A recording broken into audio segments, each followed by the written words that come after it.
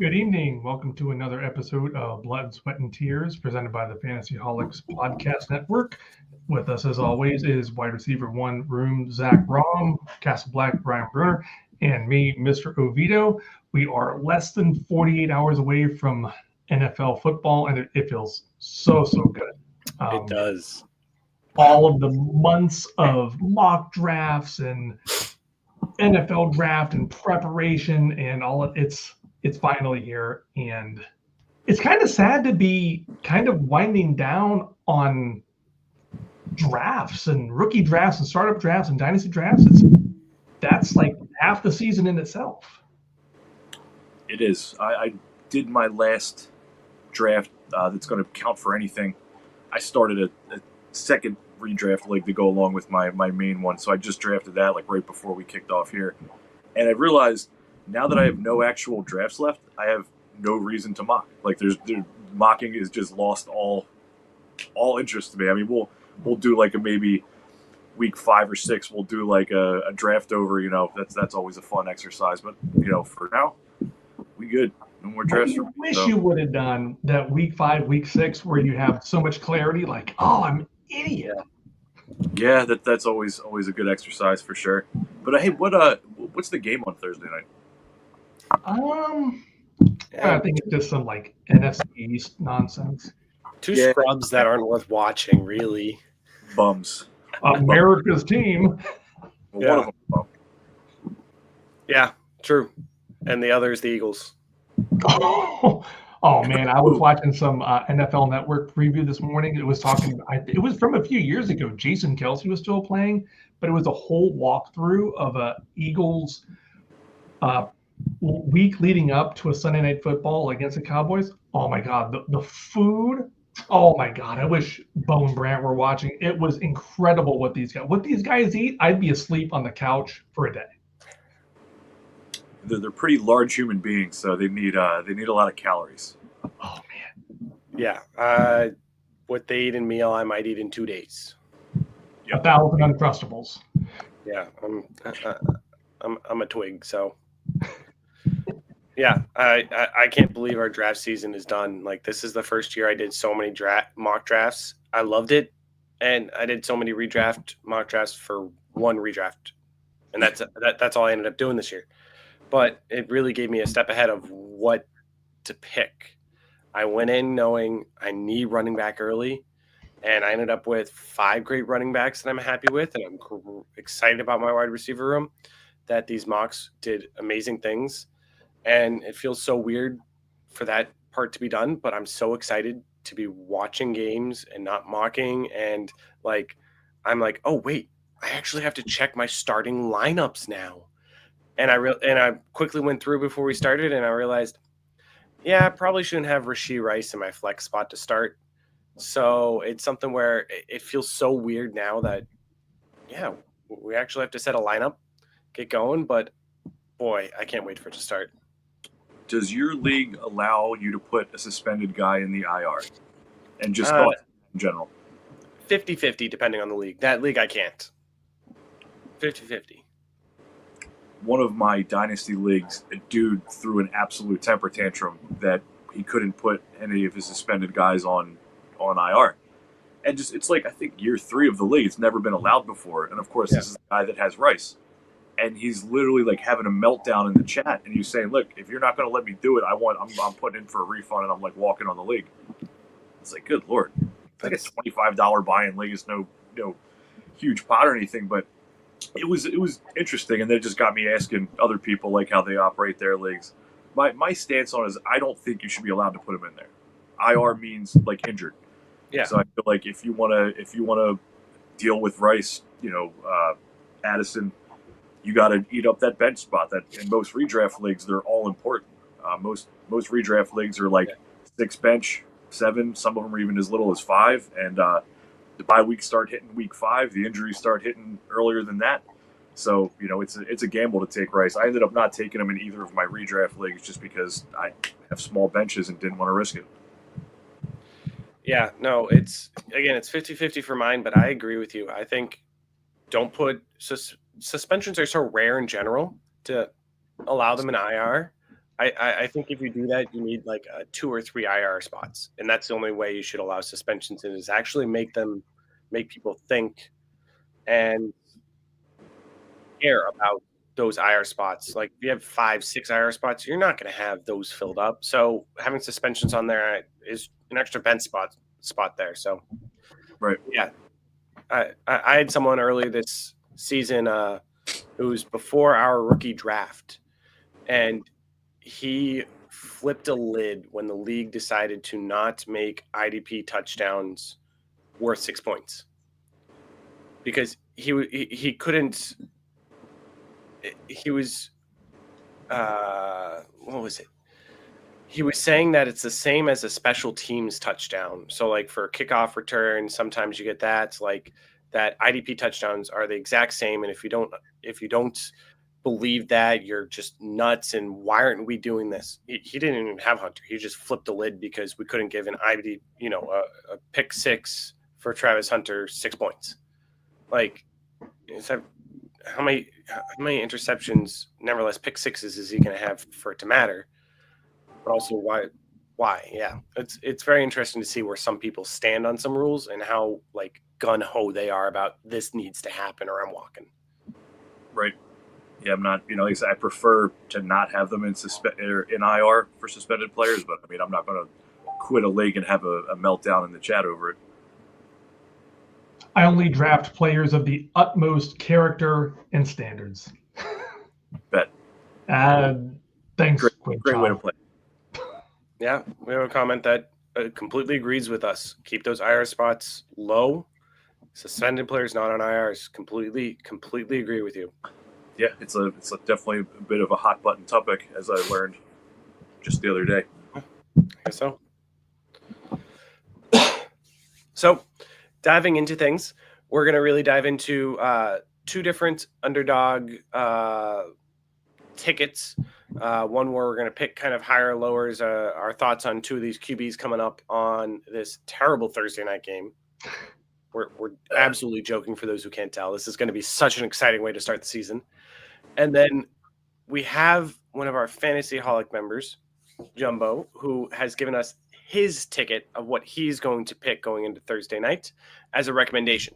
So we're going to have our thoughts on both before we're diving into what we've dubbed scenarios to monitor this year. Each of us have said, okay, these are players, situations, teams we're going to monitor and keep an eye out on, just to kind of share what we're thinking about going into the season. The things that keep us up at night. Sorry about that. So diving in, we have this QB matchup, Hurts and Prescott. What are we thinking? Well, let's go to our NFC East expert. So looking at these, as per usual, these guys in Vegas are putting the lines at a pretty good spot. The 215.5 passing for Jalen, I could see the Eagles dominating this and him not needing to throw it all. So I would lean the lower on that, just looking at how their offense operated last year. I know they've said a lot this offseason that they don't want to put so much on Saquon. They do want to get a little bit more balance. Jalen said he wants to throw more. They want to get the receivers thrown in more. Yeah. Sounds great on paper, but I mean, you just dominated and won the Super Bowl with a formula that didn't have Hurts throwing a ton. And I think the Cowboys are just decimated on defense after losing Parsons, that this could be a bloodbath. Like, I could see Will Shipley having a good amount of yards because he's just getting the rock from like the third quarter on. So I would take my money on the lower on 215 for Jalen. Opposite that, I would take the higher on Dak. I think they have nothing to do but air the ball out. They'll be behind. They don't have a running game. Javonte Williams is a guy that I don't mind at his super low ADP at this point. I ended up grabbing him on both of my redraft teams because he's just a bench depth running back for me. But I think you're going to see a lot of early attempts of him just running into the brick wall that is the Eagles D line. So I think it's just all passing for them. So higher on the Dak yards for sure. What do you guys think? Yeah, when I saw these numbers, I looked at the Hertz numbers. I thought, wow, that I'm going to go the lower on all of those because, like you just said, I don't think he's going to need to throw a lot. They're going to spread the ball around. They're going to be up comfortably most of the game. The only thing I could see a higher on might be one interception, just because the Eagles are in just such command that they're just slinging the ball around for fun. Maybe it's a Tanner McKee interception, but it's going to be out of hand. And then the Dak numbers, I'd go higher on all of the Dak because it feels like a game where it's 35-10 when you go to sleep in the third quarter and it ends up 38-31. What happened? It was just garbage time. Lamb, Pickens, Ferguson, just this like valiant comeback that falls short. So I would go lower on the Hertz and higher on the Prescott. For me, I'm gonna keep it simple. What I would feel comfortable putting something on is I would say go higher on everything for Dak. I was just looking at last year in Dak's 6 games that he was fully healthy on. 2 he left early. 6 games he was fully healthy on. 50% of them he hit the passing yards. So 3 of the 6. It would have been 4, but he was short by 4 yards on one game. Passing touchdowns, 4 of the 6. Passing attempts, 4 of the 6. Interceptions, 4 of the 6. I think with this high-flying game that's going to be happening, I think the Cowboys have zero trust in their rush game. They're now going to have to be throwing the ball absolutely a ton. I think the Hurts might come out and the Eagles might come out and put some points on early. And then Dak's just got to be throwing it. He's going to have one bad throw, whether it comes off Pickens' hands or he trusts Pickens and they get mangled up on a deep route or something. But I have a feeling that I would take the higher on everything Dak-wise and expect an explosive game to start off this NFL season. Be exciting for sure. I don't think they're going to have a slow, non-explosive game to start the year. I feel like these games are always awesome. Was last year that Lions-Chiefs game where the Lions went down into KC and upset them? Was that maybe 2 years ago? I don't know. I always feel like the opening game's always entertaining. Yeah. Usually they try and put some top matchups there. So are you saying the Cowboys have a chance to upset the Eagles, Brian? Is that what you're saying? Hey, any given Sunday, man, they made a whole freaking movie about it. So it can happen. I would find it to be highly unlikely that it happens in this scenario, but you absolutely never know. Yeah. True. With that being said, I don't think the Cowboys are going to win this, but any given Sunday. Well, it's Thursday, so you can't say any given Sunday. Okay, so it doesn't apply to Thursday. It doesn't apply to Thursdays. Yeah. Forgot to call. Any other thoughts? I guess if you can like mix and match these and just you can mix and match however you want. You know, I agree. I think I would probably take the higher on all the Dak ones, and you know the ones I would say the ones I'm most confident in. Where if I was saying I was picking 3 that I would absolutely put my money on, I would say the 36.5 attempts for Dak and the 246.5 yards. The higher on both of those, I think, are just locked. I mean, 246 is not a lot. Yeah, he'll have to throw the ball that many times. And then I think the higher on the picks for Dak as well. So yeah, I think that's if I was doing like a three-piece ticket there, give me those 3 pretty confidently. Yeah. Per the graphic, Dak has 18,000 picks and Hertz has 7,000 picks. I wonder. Wonder where people are leaning. I don't. Yeah, I don't know. That's hard to tell. We'll find out Friday morning. Yep. Yeah. Well, look back to the year that Jameis Winston led the NFL in touchdowns and interceptions. I think it was the same thing. I don't know if he was touchdowns, but he was the 30-30 club for sure. He had 5,000 passing yards. And he ended up being a excellent top 5 fantasy asset because, man, Jameis would just get out there and chuck it. With every pick, all that meant is he was just coming back out the next time and throwing it even harder and farther, man.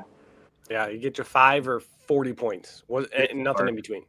Other than the -2 or the -1 you get from the quarterback, picks are fantasy gold generally. Yep.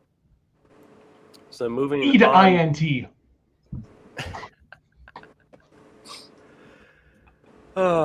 Moving on to our Fantasyholic ticket of the week, brought to you by Jumbo. He has picked up 3 hires for you to take. 2 which seem, I'd say, pretty safe, with one that's, as listed here, 50-50, but with how the Cowboys game may go. Higher on 5.5 receptions for Lamb and 3.5 for Smith. I think both are solid to take the higher on with the expectation of this game. Then with Javonte Williams, I mean, when you're looking at that running back room, you're gonna fade, or you're gonna focus more vet running backs early on. That Jaden Blue might not get as much work this first game. That honestly, 14 receiving yards for Williams is 1 screen pass that goes well. Yeah. Yeah. My initial reaction was lower, but like just one garbage time check down. That's all it takes. And if Lamb and Smith don't have higher, people are going to be reeling on Friday morning, and you need to be sending out trade offers for Lamb and Smith because you know it's going to happen.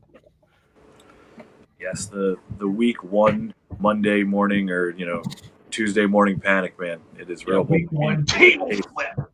In this case, it would be Friday morning panic that people didn't get their stats out of. I think Lamb especially. Yeah. But I'm with Jumbo on this. I'll happily throw a few shekels on this one. I agree that the Javonte one, I understand why that's the one that's a little riskier. That's 50-50. But if they're down a lot, he's always been a good pass catching back coming out of college. He even in what many consider just a trash loss season last year with the Broncos, he had 50 catches. I don't know how many targets he had, but he had 50 receptions. So I feel like he's just going to be out there a lot. He'll catch some passes. I bet it. Sure, that's the riskiest one, but that's why you can make 3.5 your money back on it. So I think that's a fun one that should last you the game too. Like, this is a ticket you'll be watching the game going, oh shit, I need one more there. Come on, pass the ball to Javonte. That's the the fun of the ticket that just adds a little skin in the game, is I think the terminology they use. So I like it. I think it's a fun one. I think whether you want to put 2, 3, 4, 5 on it, or go a little crazy, it'll just add to the excitement of Thursday night football. Yeah, great way to start the season. Okay, who wants to kick us off? What scenarios are we monitoring? You want me to go? I went last week. Yeah, if you went last week, you can go first this week. Yeah. I'll bet about it. Yeah. So bear with me. I'm recovering from a cold. I'm going to be coughing a little as I'm going through, but we're going to do the same as last week, where each of us has brought up some scenarios we want to talk about of, again, players, teams, situations that we want to monitor throughout the season. Like, when we're going into the season, we're not just saying, I can't believe football's back, but what kind of do we think might happen, or what are we focusing in on? And mine all today are on rookie wide receivers. And I've talked before, my wide receiver model kind of predicts the expectations or ceilings of rookies or wide receivers. And so I really wanted to talk about 5 rookie wide receivers. And I want to talk about some that we haven't talked as much about, ones that are still relevant. We talked about Travis Hunter, but that was like 10 episodes ago. So I'll talk about him again. But we talked about Egbuka a ton 2 or 3 episodes ago. Not going to touch on him. We talked on him in our ranking. So I'm going to bring out 5 rookie wide receivers and what I think each of them needs to do well this season. And then tell me if I'm right, tell me if I'm wrong. or if there's something else that you think is needed on top of that as to kind of what they need.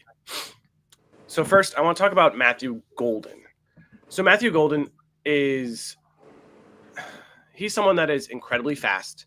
He is someone that really rose some in the combine, with his blazing 40 speed. He's someone that, again, the Packers took in the first round of the NFL draft. A lot of high expectations on him. But when you look at his college resume doesn't have too much. When you look at it, really his last 4 or 5 games is where he did well, and that's about it. And this is where I'm saying he needs consistency. Is what we've seen is there are these one-off players that have a couple good games, couple big games. They either get high draft capital or, even in the NFL, they have a giant game and then everyone wants to trade for them. And then they kind of fade off into nothing. And I want to bring up someone that fits that boat to see if you remember who this is. I remember this because I'm a Patriots fan. Does the name Jonas Gray ring a bell for anything? I wish it didn't. I wish it didn't. So back in 2014, Jonas Gray lasted in the NFL 2 years. He had one game in 2014 where he had 37 rush attempts, 201 rushing yards, and 4 rushing touchdowns in 1 week for my Patriots. He had maybe 500 rushing yards the rest of that season, the next season. He only had 1 other touchdown the rest of his career. He never had more than 90 rushing yards in a single game from then on out. But he's someone that had 1 giant game. And when I was thinking about Matthew Golden, that is what I was thinking of him. He had one giant game in college. He had 2 or 3 really good games. But other than that, when you look at what he did, it wasn't that impressive. So I think for Matthew Golden to succeed in the NFL, to succeed for your fantasy rosters, we need to evaluate him from a consistency basis from week 1. Is he consistently getting targets? Is he consistently getting these yards? Or is it a lot of yards after the catch that can come and go? Or is he dropping the ball a lot? Does he get 2 targets week 1 and then 10 week 2 and then 3? And he needs consistency with what he has shown you in college to feel comfortable flexing him each week. That for me, Matthew Golden, keep an eye on the consistency in which the Packers use him, scheme for him, and how often he gets the ball.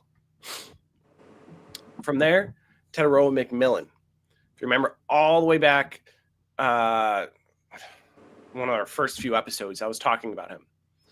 And the one thing that sticks out to me when I was looking at his profile, when I was putting him through my wide receiver model, is he is elite at nothing.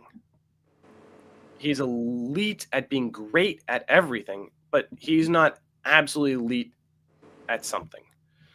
When you look at your top wide receivers, Calvin Johnson, he was just a menace, a physical menace. You have Jamar Chase, who has that speed and has that route running capability. Tyreek Hill, who can run, who's faster than anyone else. McMillan needs to find something that he's elite at. I think he's going to be elite at being great at everything, but there's one thing that he just needs to be elite at something. Whether it's he's going to get you 10 targets a game. He's going to be consistent getting touchdowns. I think touchdowns is the one I would like to find him being consistent at and being elite at, getting those touchdowns, being that body in the red zone. He was a little lack in touchdowns in college compared to other wide receivers, but he needs to take a step forward in something to show that he's not just going to be a mid to high end wide receiver 2, but he's going to put his foot down, mark, stamp, I'm elite at this. I'm going to do well at this. Going to Travis Hunter. When we look at Travis Hunter, he needs to find a rhythm.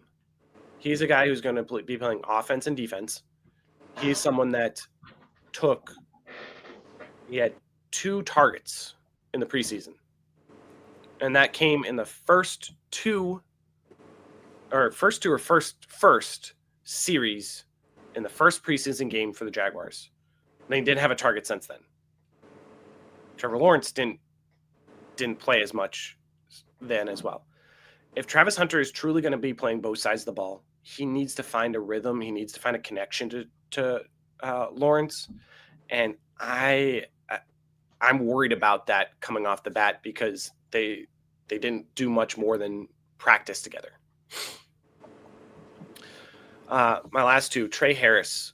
From the very beginning, I was saying Trey Harris doesn't need volume. He doesn't need volume. He can do it with he gets yards after the catch. He has huge yards per route run, yards per reception, and then they sign Keenan Allen. For Trey Harris to be relevant this year because of that Keenan Allen signing, he needs to find some volume in that offense, or else he's going to be boom or bust. Before he was wide receiver 2, he was going to be moving ahead of Quentin Johnston, who can't catch a ball worth anything. But now that Keenan Allen's there, give him some volume. Then finally, Jaden Higgins.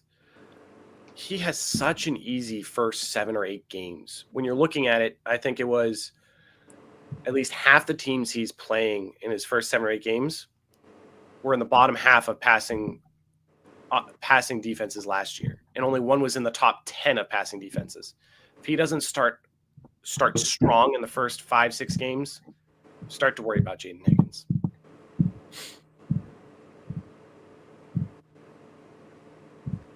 Well, I'd be cool to argue with any of your takes on wide receivers with all the hard work and research and effort you put into it. I definitely don't disagree with any of that. When I look at Golden, the thing that stands out to me, I guess, that I'm been hearing over and over again from all the content that I listen to is he's getting lots of hype, man. There's just nothing but glowing reports. He looks great. He looks great. He looks involved. He looks like the first read. He looks like he might be, the first time they've had like a true one there, et cetera, et cetera. So, stuff from beat reporters, stuff just floating around camp hype. You got to take it with a grain of salt, but I don't think I've heard a single bad thing about him in that capacity. So that's good. I feel like I forget where I heard this, but if you start hearing anything bad this time of year about a player, believe that way more than you believe all the good takes. So, take that for what it's worth. But if I'm the Packers, I spent this draft capital on him. Why not go out and just give him the first look, give him the first read, at least for the first couple games, and see what he can do with it. Play with your shiny new toy. So, I think with their model and the way they switch it around, and Jaden Reed's here one week and gone the next, and Tucker Kraft has a big game. I definitely agree with you about the consistency. So I agree there. Tet, he's another guy that it's really been nothing but positive about all offseason. Other than he was dealing with a little bit of a hammy. He still has the questionable tag on ESPN at least, but all the reports are that he's going to play. He's looked great. He looks like he can be the alpha there. They got rid of Adam Thielen. I think that helps Tet because Adam Thielen was a bit of a safety blanket for Bryce Young his first 2 years there. So with him being gone, I think Tet can just absorb a crazy amount of targets. I mean, you're looking at nothing competition-wise. Xavier Legette, Jatavian Sanders, the ghost of Hunter Renfrow, who didn't even play last year, they brought in. So Tet could ball out. Hunter, I've always liked him, but I think he's gotten a little bit of the negative. They're talking about potentially having him play more defense. He didn't really get much run, or much showing in the preseason. So I'll reserve my judgments on him until I actually see what they do week 1 and what his actual snap counts are and what his targets look like. But man, if we come out week 1 and he barely played half the offensive snaps and has 2 catches, that's not great, Bob. Not great. Most of the platforms, Sleeper and ESPN, both have him projected for fairly low, like 8-9 points even in full PPR. So that's those projections are kind of the same thing. They come from like the Vegas people, so you might want to trust that. Harris, sad story for a guy that I know you love, that I've drafted plenty of. He certainly is not dead by any means, but them bringing in Keenan is just a they're saying QJ is going to be ready for week 1, so it's going to be tough for him in an offense that is going to want to run the ball. They drafted a first-round running back. Najee looks like he's ready for week 1, so lower volume, a lot of mouths. Might be a year in waiting on Harris. But again, if we see volume from him and he becomes the 2 there, he's an exciting, very exciting prospect, good draft capital. And Higgins, yeah, he should get to a good start. I've been hearing a lot about their early schedule being easy for the passing game. He's got nothing really around him after Nico that's threatening him. Christian Kirk, I guess, but him and Kirk are 2 very different players. Yeah. So, yeah, a hot start would be good. The bad for him would be if we came out and saw a bunch of Christian Kirk targets and catches week 1, and he looks good, and obviously Nico's the alpha there, so that could be problematic, man. So I say all this to basically just agree with every single thing that you just pointed out, man. So enough of me talking. Mr. Oviedo, do you see anything different? A little bit here and there, but like I said, don't want to, not an objection, just to play on what was brought up. The Matthew Golden, if you could fog a mirror in Green Bay and you can catch a football, you're probably going to start. They have Jalen Reed. Guess he's not Jaden Reed. I guess he's not good, and they're just going to stop throwing to him. They have Romeo Dobbs, who's pretty solid, but then he complained about playing time, subsequently got benched. He's pretty good, but then there's been talk of him getting cut all of preseason. So Golden didn't have the best college production, and it seemed like his draft hype went through the roof. He went from like whispers in camp, in leading up to the draft, to first round pick. So yeah, consistency would be great. He's should get a lot of opportunity. Like I said, first round draft pick, and there's not a lot of other consistency outside of Tucker Kraft. So consistency would be ideal. I don't think I got many shares of him in the drafts this year. I just don't feel like we know enough about him I don't know enough about him to comfortably take him in many drafts, but he could be, a guy this time next year, talking second, third round pick. Yeah. McMillan, it felt like leading up to like, oh, well, there's so much competition for touches. They've got Leggett and Coker and Adam Thielen. And then all of a sudden, Coker's hurt, Thielen's gone, and all of a sudden it's be like a trial by fire. Like, he needs to be elite at catching the football and crisp routes and doing everything he did at Arizona. Like, immediately, he might not have that much grace period. I wasn't a huge fan of him through the draft process, but I'm probably wrong. Another guy I didn't get many shares of, but he's got to be elite at something. I'm sure. I feel like he's a lazy comparison because of Arizona, thinking like Larry Fitzgerald, super solid hands, doesn't drop, professional through and through. He'll find something to be elite, a couple things to be elite at. Hopefully. Hunter, man, it feels like they shut him down really early without seeing a whole lot of what he's capable of. It, like I said, he only had a couple targets early on versus the Steelers, and then they mothballed him, and like the gift goes, "You sure about that? You sure about?" I don't know. Even on defense in the Steelers game, Hunter got juked out of his mind by Caleb Johnson. Like, I don't think even the Jaguars know what they have in Hunter, and they must have seen enough. They haven't played him a lot. He needs to find a rhythm. Like I said, is the pace, can he keep up that both sides of the ball pace in the NFL? maybe the game seems slow to him. Maybe the Jaguars have seen enough. I'm not as high on him as I was going into NFL draft, startup drafts, rookie draft. I'm I don't know. We'll see. Hopefully he's I want him to be successful on both sides of the ball. Don't really see that a lot. Carolina and Jacksonville play week 1. I wonder how much Hunter might line up on McMillan. That'll be a pretty interesting showdown if they're on the same side of the field. Trey Harris, I'm really glad that Keenan Allen signed in Los Angeles because it just dropped Harris's stock. He only has to compete with Keenan Allen and Quentin Johnson.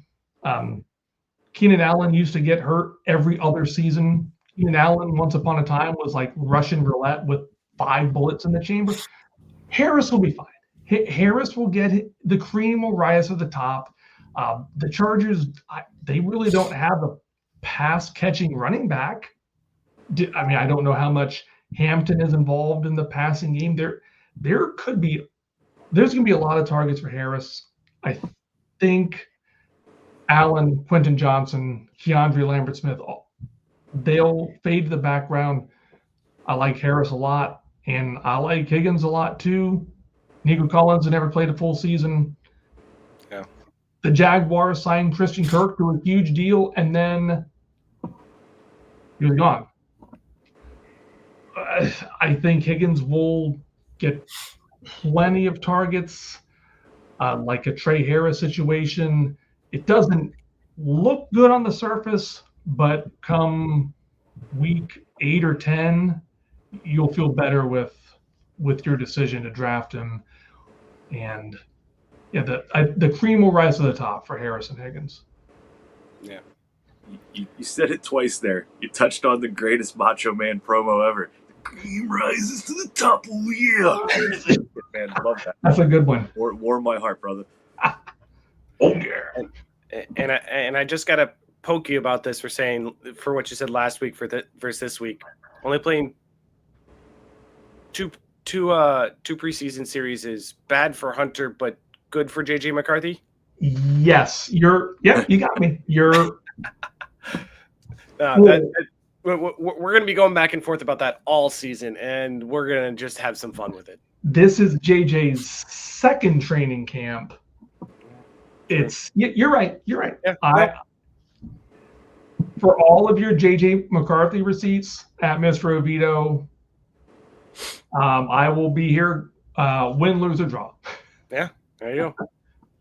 Okay. One last thing on these guys that I didn't mention when I was talking about Ted. I wasn't a huge fan coming in. After he got drafted, the more and more I listened to people, it wasn't even so much about him and exactly what he can do on the field, but I shout out to the guys at South Harmon. Heard them bring this up a few times. The data behind wide receivers drafted with inside the top 10 is, don't get me wrong, there's misses. There's been Corey Davises and guys of that nature. But for the most part, these dudes end up being rock solid NFL players, if not like superstar fantasy players. So Tet, I believe it was the 8th overall pick. That's not something to overlook. He's got the opportunity. There's no way he's not going to get peppered with targets. He's got that top 10 DC. So just forgot to mention that when I was talking about Ted. Yeah, no, that's a great point. I was seeing him right after the NFL draft. He was dropping to the 108, 109 in many of my rookie drafts that happened right after. But now he's that 104 to 106 range in your dynasty rookie drafts. Like that happened a lot as the season went on. People started realizing there's something with this guy, and he started gaining more and more value in that understanding. Granted, there's that Quentin Johnston or not Judkins situation that fell down some, and other people fell down a little. But that I think that's something a lot of people had was as the offseason went on, he started rising slowly. The Coker injury and Thielen leaving are just big 1-2s in his favor. Happening over the last week or 2 weeks. So, yeah, rocket ship emoji for Tet going into week 1, man. Yep. Okay. I'm doing a blind coin flip for who's going next. Flip it, buddy. Hey, There you go. Talk to us about year 3. Well, every year, I think the biggest wild card is an ambiguous backfield. You don't know who's going to lead the way, who's going to be that league winner, the guy that you're adding in week 13 and you didn't even know his name in week 5. And it feels like there's so many backfields that we have, more so than ever, no clue who the lead back is. I'm like looking at the rankings on fantasyholics.com now. Is there 12 or 13 backfields that are a locked and loaded one guy? I mean, you've got the Jets with Breece Hall. Is Breece Hall the guy, or is Braylon Allen and Isaiah Davis the guy? Travion Henderson, is he going to be split? How much Ramondre Stevenson will there be? Carolina's Chuba Hubbard, Rico Dowdle. There's so many backfields. And then the Jaguar, we don't even know who the Jaguars guy is yet, do we? I was doing a draft last night, and me and my son are in a father-son league, and we came to a spot where it was ETN, Bigsby, Tootin, 1, 2, 3 in the ADP, and I said, dude, none of them. I have no idea. I don't know who's going to be the guy. And it's the quarterback dead zone. It's even worse than dead. It's like the I don't want any part of any of these backfields for now. And like, I don't know who to spend my fab on. I don't know who to target. I don't know who to start. There's going to be so much turnover. It's going to be tough to start some of these guys in these less than ideal situations. And hopefully there's some clarity sooner than later. And the second thing, sophomore QBs. We got a lot of solid QBs last year. We got 6 quarterbacks that were drafted. That's a fifth of the league, where this crop of quarterbacks could be in the league for the next 10 or 15 years. And rarely are there so many solid QBs that come in at once. We thought there might have been with the Bryce Young, CJ Stroud, Anthony Richardson. Only one of those looks like a sure bet right now. And all of them played, well, all but JG McCarthy, played so well so early. It's exciting how much of that will keep up. CJ Stroud had an awesome rookie year. He regressed quite a bit his second year. Anthony Richardson looked good at times. He had the shoulder injury. He had the concussions. Now he's a backup to Daniel Jones. Like, will all of these quarterbacks, Williams, Daniels, Nix, May, McCarthy, Penix, will all of them be long-term starters? How will they affect their offenses going forward? There's intriguing parts to all of them. The upside for all of them is so high. And for 6 quarterbacks to go in one draft that could be all top 10 to 12 picks next year, I hope they all continue growing. It's better to be excited about offenses and offenses growing, and a rising tide raises all ships. I hope they all continue to be awesome and support as many high-scoring offenses as possible. And last is a post-hype sleeper. It's a post-hype sleeper being someone you don't know if they're good, and you don't know if they're bad. You don't know if you should buy. You don't know if you should sell. You've seen them play good at times, and then they just lose their opportunity, and there's no rhyme or reason to why they were cycled out of the offense, cycled out of the game plan. Wally Pip, if you will, some for the older crowd.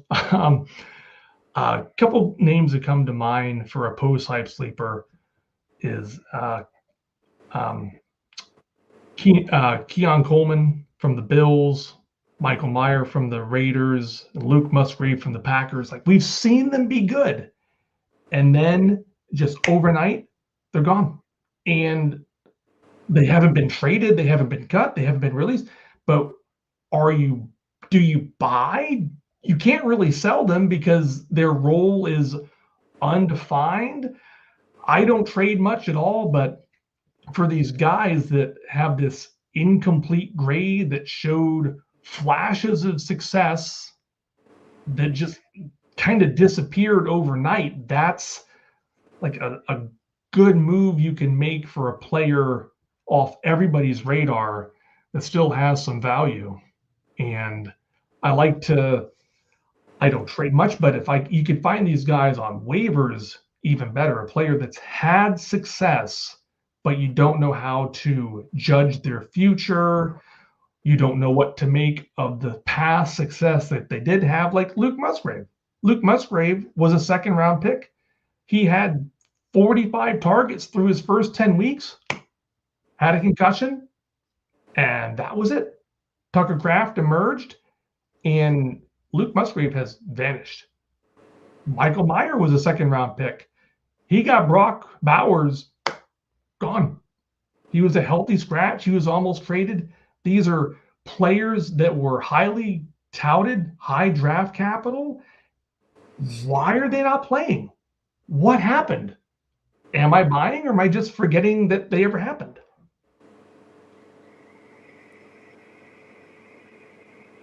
Solid stuff. Trading guys, what do you do for, like, you've seen them play well? Do you just chalk it up to a fluke, or do you buy low on a Musgrave, Leggett? Trying to think of other, like, even Jaden Reed a post? We've seen him play well. The team that employs him just kind of just get out of here. We're not going to throw to you anymore. Why is that? Just looking at the list we have on the graphic here, I think that one of them could definitely be a sell if you're not sure, and that's Ricky Pearsall, because he does have a lot of hype, especially in the dynasty community. Just by default, he's the wide receiver one there. He's got the first round draft capital. He did show out when he finally got the chance to play towards the end of last year, after he recovered from the gunshot wound. And there's definitely a lot of hype around him. He's a guy I like in both formats this year for what he's going for. But if you don't believe in him, or if you want to get out amidst this hype, I think he'd be a good sell because you're going to recoup some solid value for him. Keon Coleman, to a much lesser extent, he's built up some buzz, like in training camp and preseason here. I know that like Dave and Jamie from CBS absolutely love Coleman for redraft this year. They're expressing to buy him, a few rounds, 2 rounds, 3 rounds above his ADP, because they just love what they've heard from their sources and everything. So I'd say he's also another potential sell based on all the hype. The other ones, man, Musgrave, Leggett, Mayer. I mean, you can buy these guys for fucking pocket lint. You can buy them for fab, man. So if you believe in any of those guys, you can definitely get out there and buy them for next to nothing. Use them as throw-in pieces.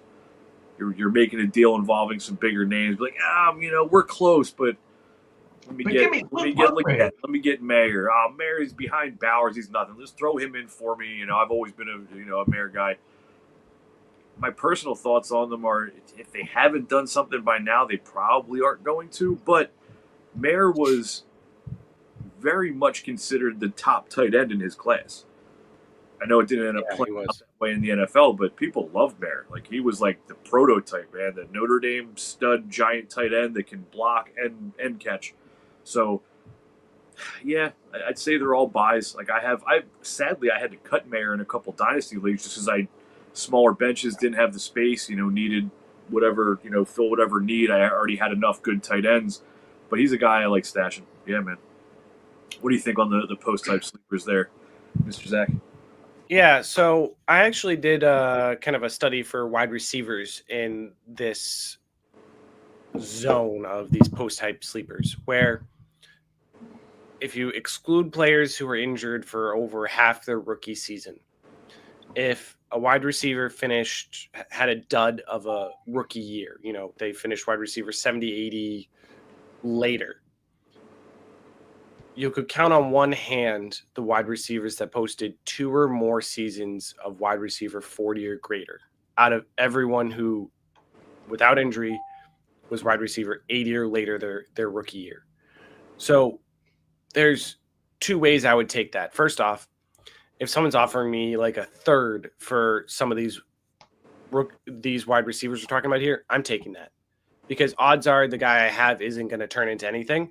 So let me take that kind of as a re-roll.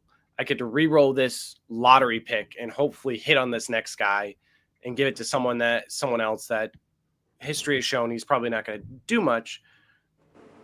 But, I could sell him for maybe a late second if he puts up a wide receiver 40 season, but more than likely you're not going to have that, and he's going to keep dropping in value. So in this extent, for these players, if I can get a reroll, sure, I'm taking that every day, because history shows that the next person has a higher probability of succeeding than these guys, and that's just for the wide receiver position. The other way to kind of think about it is if you have the taxi squad spot, just pick them up, put them on, or even the bench spot. I mean, to some extent, some of these guys I would put on my bench over.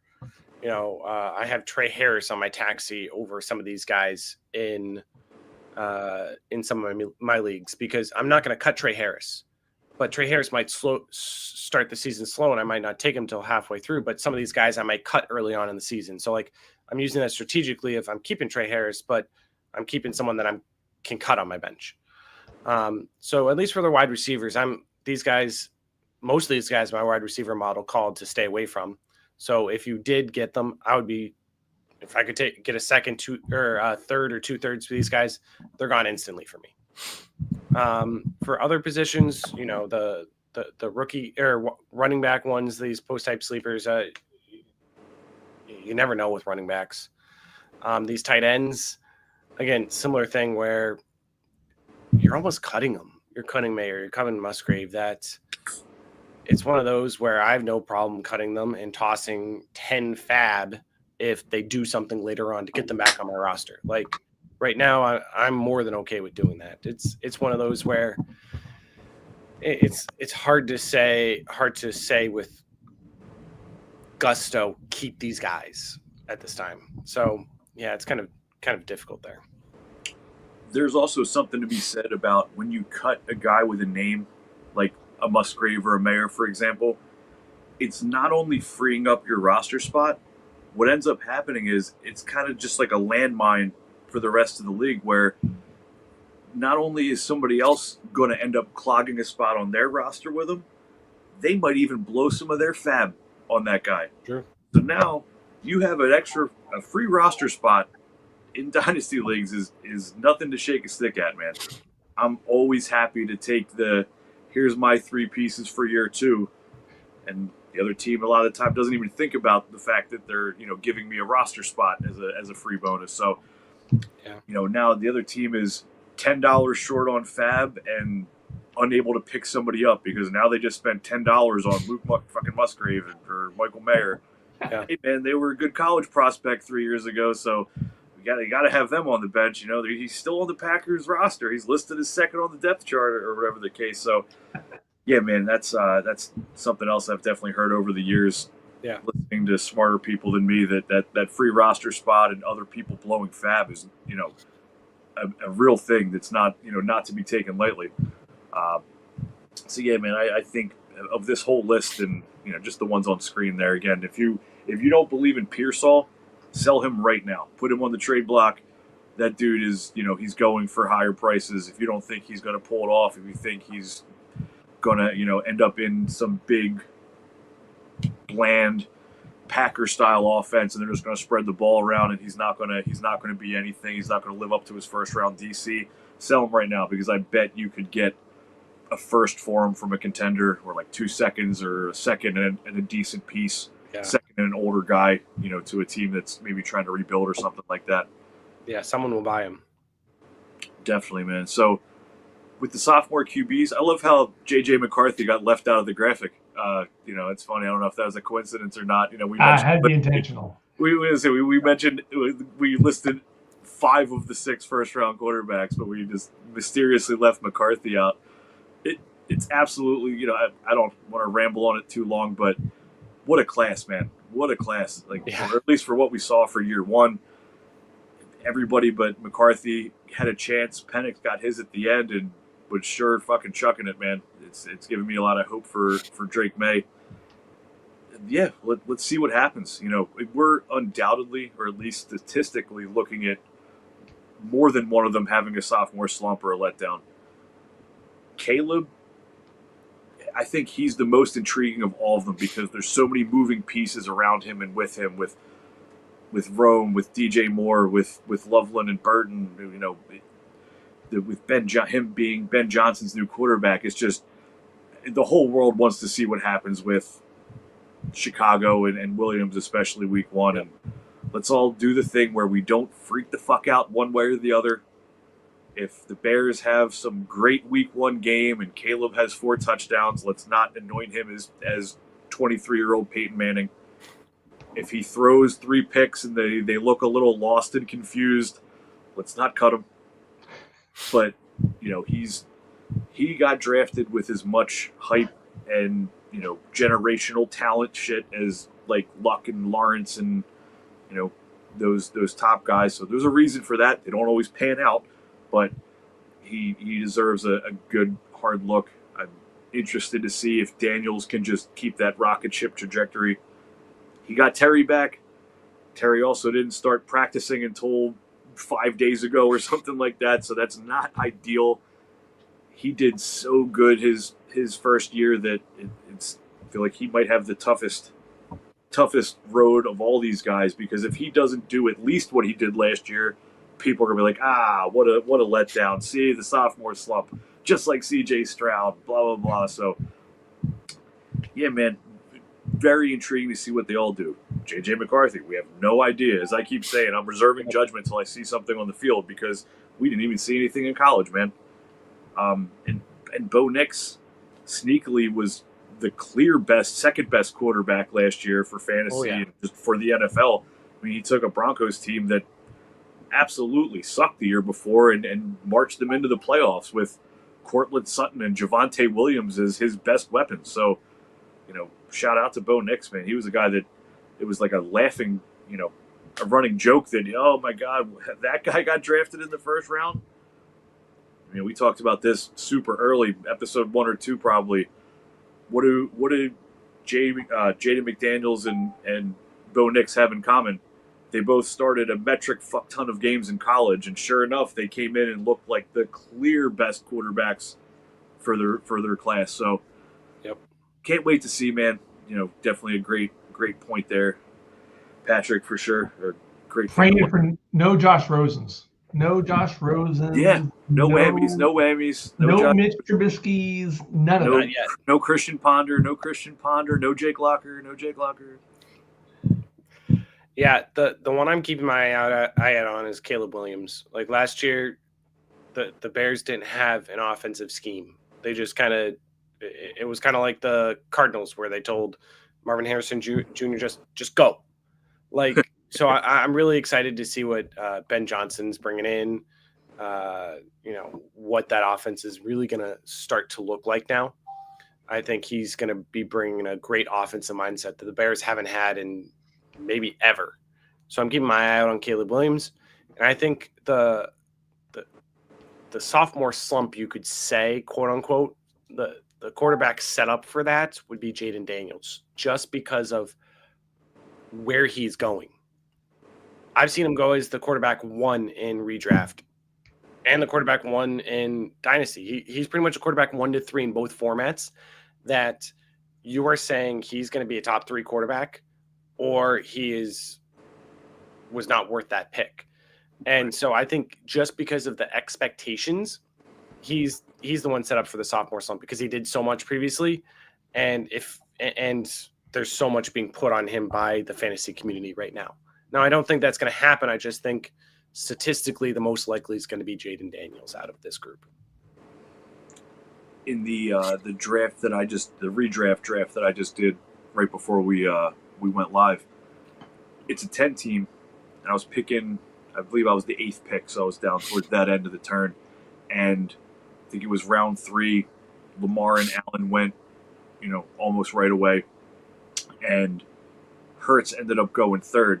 And when it got down to me, Daniels kind of seemed like the obvious pick, or he was the value at ADP, and something just didn't let me pull the trigger on him. And I was like, you know what? I already know if I let him go back down around the turn there, one of those teams are going to take him. And in 10 team, I do like to have a premier QB. So I was like, I know I can take a player here and still get Burrow on the way back down. That's exactly what I did. I let Daniels go past me, picked a skill player, ended up picking George Kittle because, again, in 10 team, I want to have the premier tight end, the premier quarterback. I think it matters so much more than in 12 team that it just worked out perfectly. I took Kittle, one of those, team 9 or 10 took Daniels, and I was able to grab Burrow on the way back around. So I don't think he's going to be necessarily a big letdown, or like people are going to think that he's not the franchise guy, or he's not exciting and still a top end asset. But I think there's almost no way that he ends up matching that draft capital this year. The league has tape on him now. That's a huge thing that doesn't get brought up a lot. It matters. It's almost exactly what happened to Stroud last year. It's what happened to most quarterbacks that end up dealing with a dip after a hot rookie season. Yeah. And then I think we can keep moving on. If you want to hear more about our thoughts in these ambiguous backfields, look 3-4 weeks ago. So we did last week's podcast about our hot takes. We did 2 live mocks. The one before that, we really dove into these ambiguous backfields some, just to kind of keep moving along.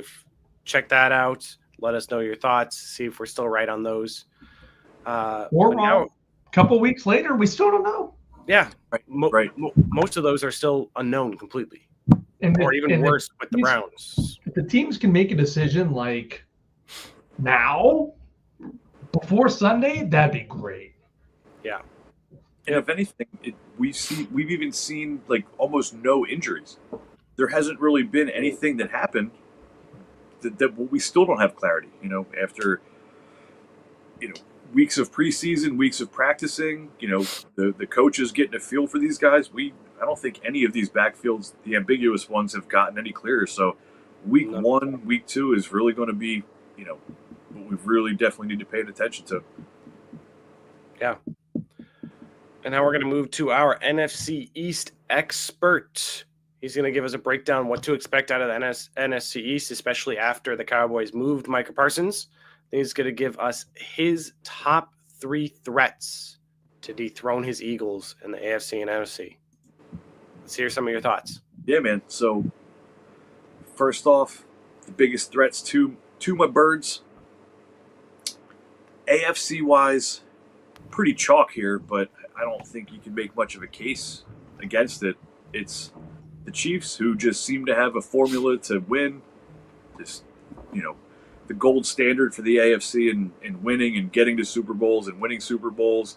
It's still Andy Reid. It's still Steve Spagnuolo on defense. It's still Patrick Mahomes. They just have a system that works, and I'd be shocked if they are not deep into the playoffs again this year. So the Chiefs will always be a threat until something major changes there. The Ravens and the Bills, I can just lump them together. They're awesome Madden teams, and they're awesome at getting to the playoffs, and they're awesome at winning MVPs for their quarterback and putting up great fantasy numbers for us. But to me, there's really no reason to believe that they won't be the main 3 threats to get to the Super Bowl and try to dethrone my Philadelphia Eagles. I won't ramble too long on this. The only other team that I thought of for a minute that I ended up not putting in was the Bengals, and it's because they have like my 15-year-old female cousin playing defensive line for them at this point. They have nothing on defense. They can't. I don't remember the last time a team that was just all offense, like all gas, no brakes, won a Super Bowl. Maybe the greatest show on turf, but they had a decent defense. Like, people don't talk about it so much, but the Rams of the St. Louis Rams at that point had a decent defense. They weren't winning games, 59 to 47. They were good on both sides of the ball. So yeah, that's my three from the AFC. From the NFC, this was a little bit tougher to pick. The Parsons trade made me put the Packers in there. They already had a good defense. They already have the elements on their side going through Lambeau. I'm worried for my Eagles or any team if they somehow pull off getting home field advantage through the playoffs and somebody has to go up into Lambeau in the dead of winter and potential snowstorm and play the Packers at Lambeau in the late in the NFC Championship or whatever. I hope so. Yeah, the Lions, they did lose Ben Johnson. They seem to just be implementing the same system. They get Aiden Hutchinson back. If you've watched NFL football for the last 2-3 years, I don't see how you can't put the Lions here. And the third one was the trickiest for me. I went with the 49ers because last year was kind of the exception to the rule. That franchise is just scary as hell. They dominate. They seem to have the Eagles number. They came into the link and put it on us in the playoffs 2 years ago, knocked us out of it. They play us tough. They talk about, studs. CMC and Kittle are healthy, and they have at least one of Pearsall, Ayuk, or Juwan Jennings. They have a solid offensive line. They just know how to get it done. So they are terrifying to me if they are even at 80 to 90% health. The teams that I could throw in as dark horses there. Nobody from the NFC South. The Commanders do play us so tough. Even when they stunk, before they had Jaden Daniels, they play the Eagles every year like it's their fucking Super Bowl, and I hate it.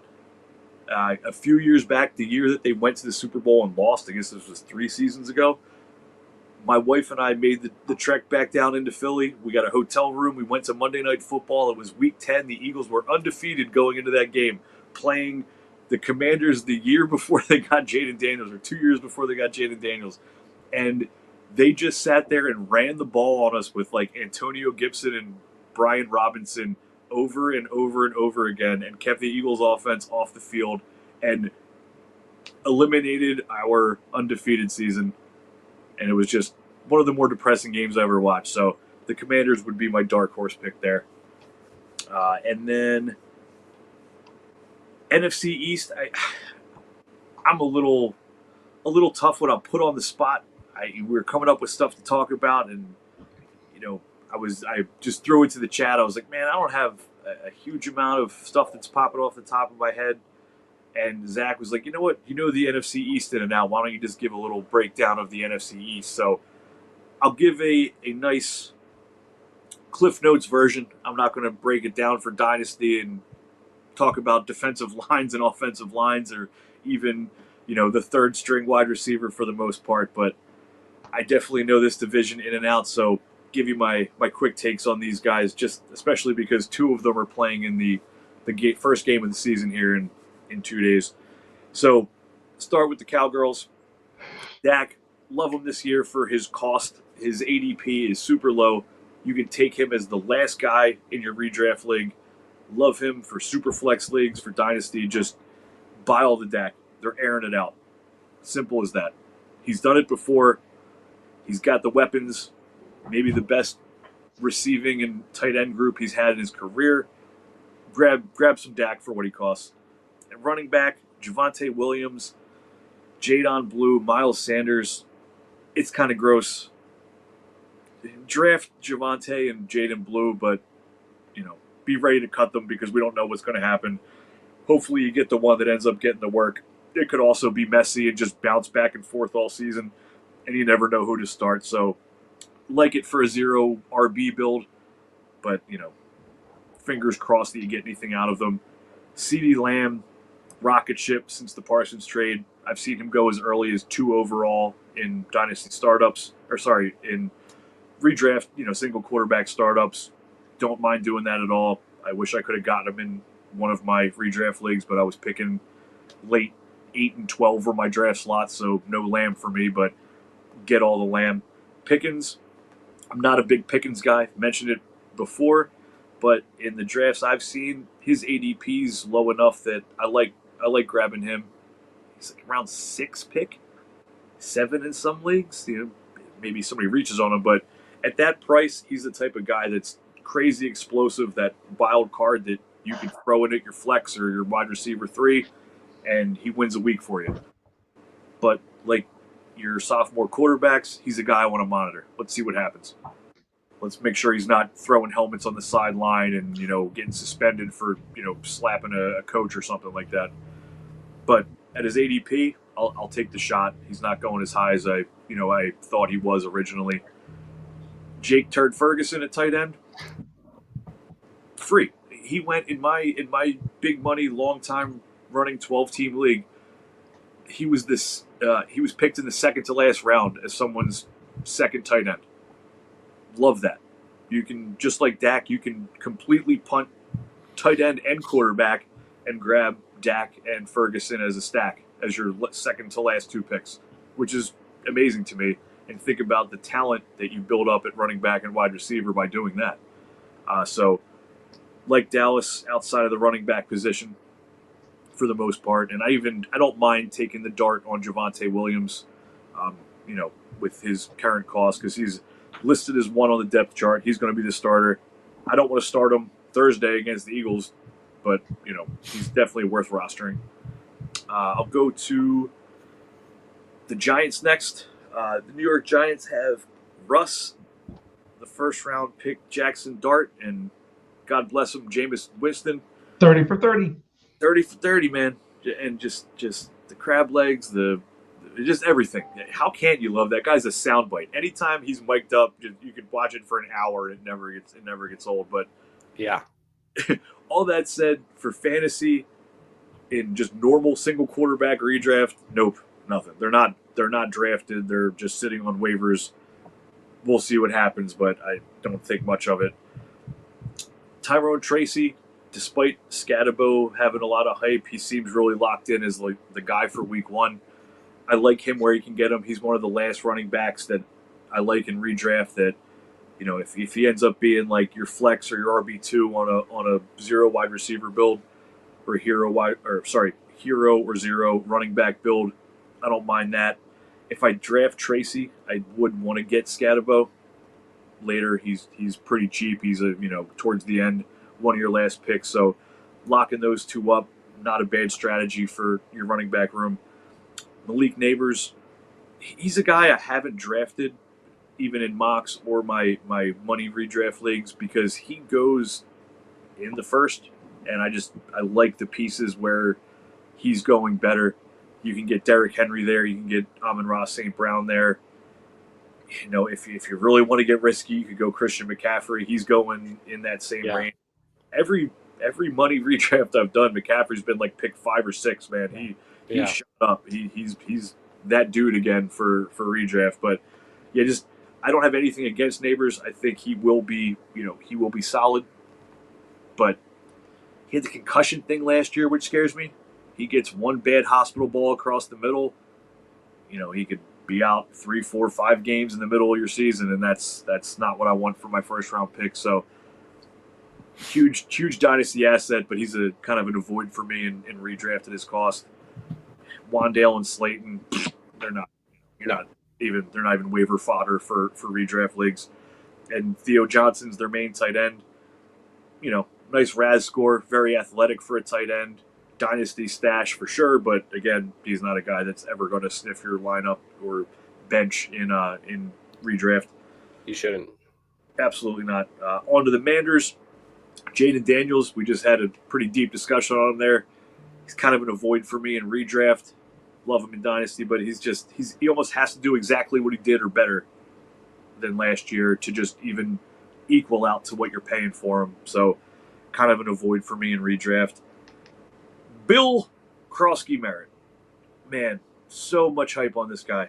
So much. I can't even remember the last time that just somebody came out of nowhere and it was this much hype. Like, for being like an out of nowhere prospect, even why can't I think of that guy on the Jaguars running back that just came out of nowhere, undrafted guy, had like 2 great seasons? James Robinson. James Robinson.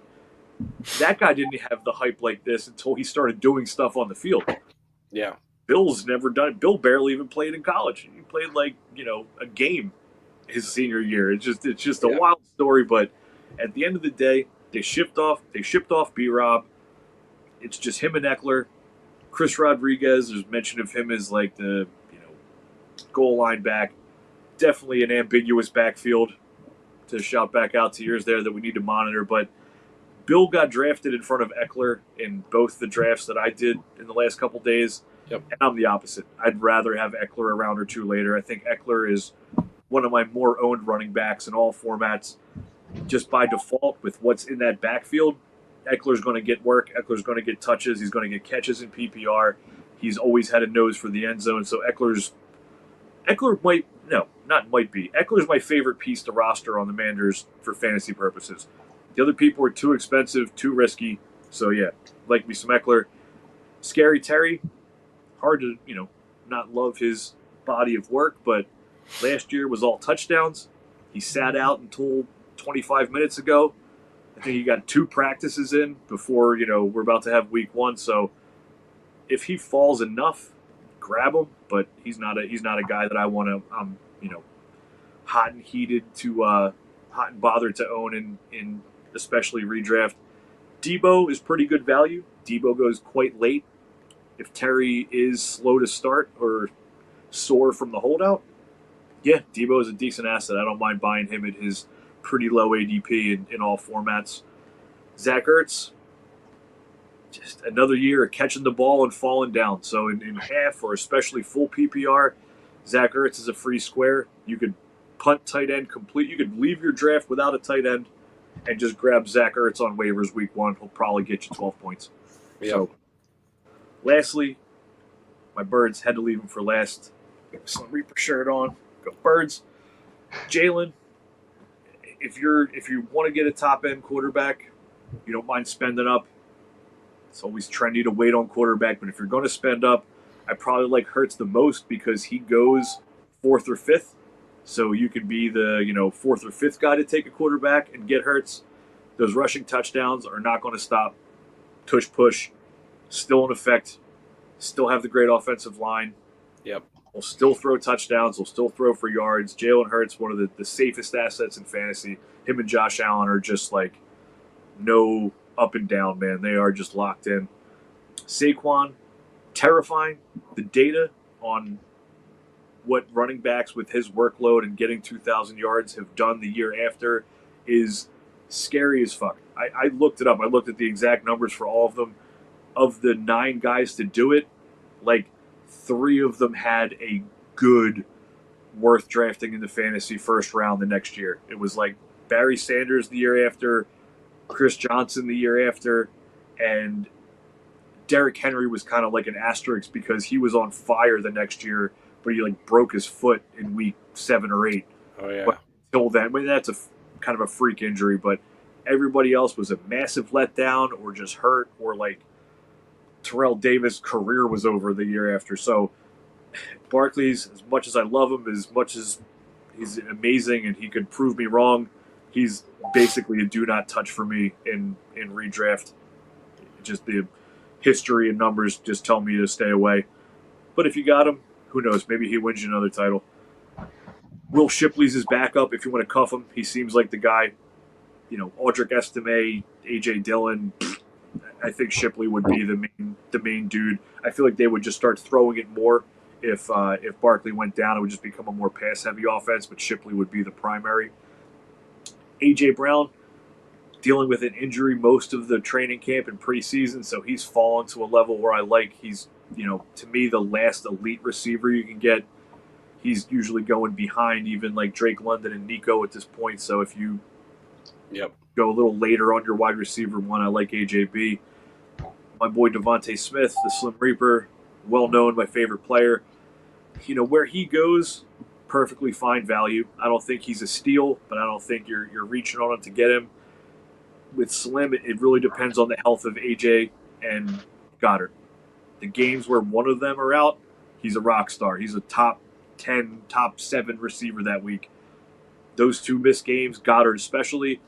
So I don't mind taking him there. He's a safe dude. He's not going to get you too many like dud weeks. Get you 8-10 points on the weeks that everybody's healthy. But just love him. Love my Slim. I'm not going to say anything bad about him. And lastly, of the whole NFC East here, Dallas Goedert. He's a freebie. He's cheaper than Ferguson. He's a guy that's on waivers, but positive about Goddard is when he's healthy, he balls out. I mean, I forget, it was the Saints game last year. He went nuclear. He does it every year. If he's healthy, and same thing, if Devontae Smith or AJ are out and he ends up being one of the top 2 weapons, he's going to have an awesome game. Play him on your DraftKings parlay that week, whatever. He's good, but his injury-riddled history is the only reason he's not a top 12 drafted tight end. Yeah. So that's probably the longest I've ever talked consecutively on this podcast. I apologize for the ramble, but when you're breaking down an entire division, you got it. You got to go for a bit. So, your thoughts, boys? I got nothing to add for the NFC East. I think you did a great breakdown there. The only thing I will add for the AFC and NFC contenders, I looked it up. For the top 12 betting odds to win the Super Bowl, you named 7 of the 12 teams here, those 6 and your Eagles. The other 5 would be the Commanders, the Rams, the Bengals, the Vikings, and the Texans. I really think you hit the top 6. I mean, maybe the Bengals, but again, the Bengals would have to be winning a bunch of shootouts. The Vikings, even if you love J.J. McCarthy, I don't think you're trusting him to lead your team to a Super Bowl. Commanders, maybe, but I think I saw a graphic. The Commanders have the oldest roster in the NFL in the last 30 years, so I worry about their health. Texans, potentially, but they're young still, so I'm gonna give them some time. And the Rams, I don't think they're gonna have enough gas. So I really think you hit the top 6 perfectly. And for me, I think it's the Lions that have the biggest threat, mainly because if you look at the Lions last year, at least I think it was last year. I don't think I'm thinking 2 years ago. The Lions last year had over 15 defensive players that were starters or second string on IR. Yep. Like their defense was decimated. That's not just that's just not unlucky. That's just terrible. That's beyond unlucky to have 15 starters or second strings on IR. Historically unlucky. All time. I mean, I think even for the playoff game, they brought Anzalone back with the full fist down to his elbow in the fucking cast. It was, and that was the best option they had, was a dude with one arm out there trying to tackle people. So yeah, it was. I agree. The Lions, I think, are the scariest. And just like I said with the Packers, if they get home field, not that they're playing in the elements, but if the Eagles or anybody else has to go into Detroit with how hungry that team is, with how good they've been, that same core is still there, just building more and more chemistry. So yeah, they're pretty fucking terrifying, man. Jahmyr Gibbs, when he gets the ball with any bit of space, he looks like a fucking video game, man. It is electric. Just freaky. Yep. Yeah, that's really all I got to say. You covered all that very well. Yeah, I think the Eagles have already made their NFC East banner for this year, NFC East champ. Really, if they don't win that division, something catastrophic that I don't even want to speak it into the universe happened.